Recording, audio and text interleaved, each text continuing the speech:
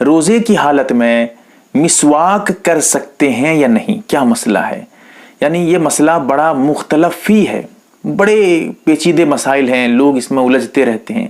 اس video میں انشاءاللہ پوری باتیں آپ کے سامنے کلیئر کروں گا۔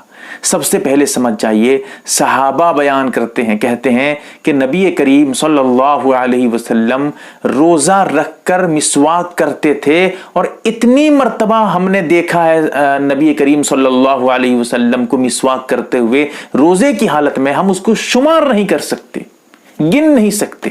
لہٰذا ایک بات بالکل کلیئر ہے، روزے کی حالت میں مسواک کرنے سے کوئی حرج نہیں، روزے میں کوئی فرق نہیں پڑے گا، یعنی بلا کراہت بلا تردد روزے کی حالت میں مسواک کرنا جائز ہے۔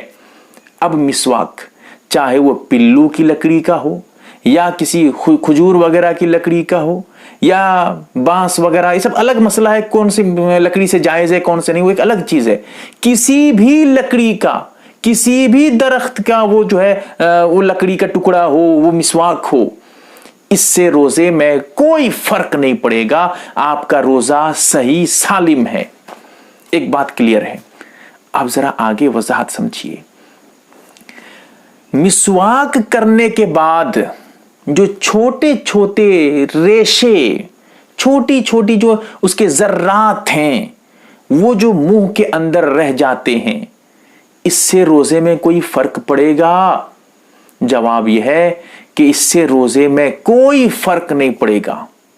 اگر وہ چھوٹے چھوٹے ذرات جو مسواک کے لکڑی کے ٹکڑے چھوٹے چھوٹے اندر منہ کے رہ گئے تھے، وہ کسی وجہ سے حلق کے اندر چلے بھی گئے، پھر بھی آپ کے روزے میں فرق نہیں پڑے گا، روزہ نہیں ٹوٹے گا، آپ کا روزہ درست ہے۔ جان بوجھ کر لکڑی کھائیں گے تو الگ مسئلہ ہے، یہ تو آپ کے اختیار کے بغیر ہو رہا ہے، اس لیے بتا رہا ہوں۔ اسی طرح چھوٹے چھوٹے جو ذرات ہیں وہ آپ کے حلق کے اندر، منہ کے اندر رہ گئے تھے، اس میں ذائقہ تھا، بڑا پیچیدہ مسئلہ ہے، اس کو بھی سمجھیے گا۔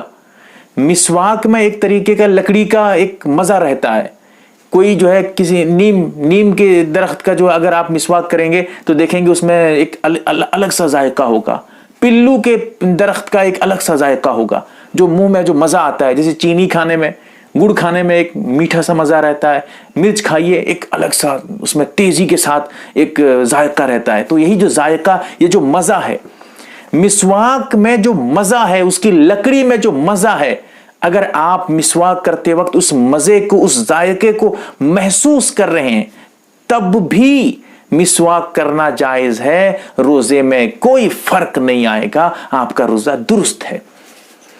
یہاں ایک اشکال ہے، جو لوگ کہتے ہیں کہ مسواک نہیں کرنا چاہیے۔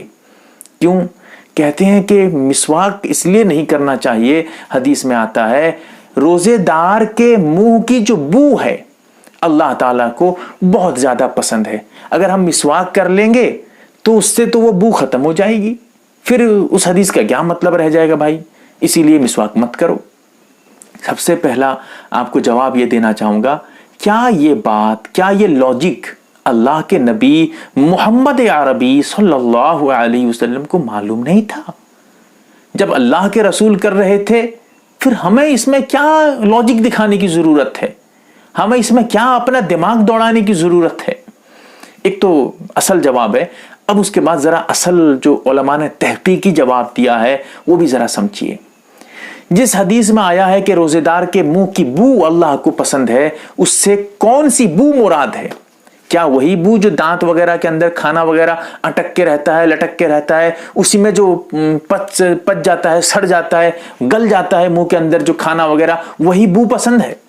نہیں، منہ میں، دانتوں میں جو منہ کے اندر میں جو بو ہے وہ اللہ کو پسند نہیں ہے، بلکہ منہ کے اندر جا کے پیٹ سے، معدے میں، جو اس کے حلق کے اندر، پیٹ کے اندر جو معدہ ہے، اس معدے میں کھانا نہ پہنچنے کی وجہ سے، اس میں ایک سوکھ جانے کی وجہ سے، علماء نے لکھا ہے جس طرح، تو اس کے اندر سے جو معدے سے، یعنی حلق کے اندر سے جو بو آتی ہے، وہ بو اللہ کو اصل پسند ہے۔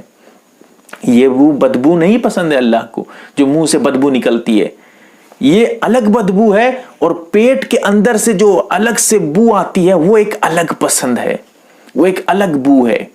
اسی لیے اگر کوئی کہے گا نا روزے دار کے منہ سے بدبو آ رہی ہے، بڑا خطرہ ہے، ایمان کا خطرہ ہے اس میں، اس کے لیے بدبو نہیں کہہ سکتے۔ اس کے منہ سے جو ایک طریقے کی بو آ رہی ہے، ایک طریقے کا گیس آ رہا ہے، ایک طریقے کی مطلب محسوس ہو رہی ہے آپ کو خوشبو کی قسم کی، تو وہ اس کو اگر آپ بدبو کہیں گے نا، ایمان آپ کا جا سکتا ہے، کیونکہ اس چیز کو اللہ پسند کر رہے ہیں، آپ کہہ رہے ہیں بدبو ہو رہی ہے، تو بڑا خطرہ چیز ہے یہ۔ تو بہرحال جواب یہ ہے کہ مسواک کر سکتے ہیں، مسواک کرنے میں کوئی حرج نہیں ہے، تمام تفصیلات آپ کے سامنے آ چکے ہیں۔ اللہ تعالی ہمیں عمل کی توفیق دے، سمجھنے کی توفیق دے، آمین یا رب العالمین۔ محترم ناظرین و سامعین، آپ ایک معتبر و مستند چینل یم اے عربی دینی معلومات دیکھ رہے ہیں۔ آپ کی خدمت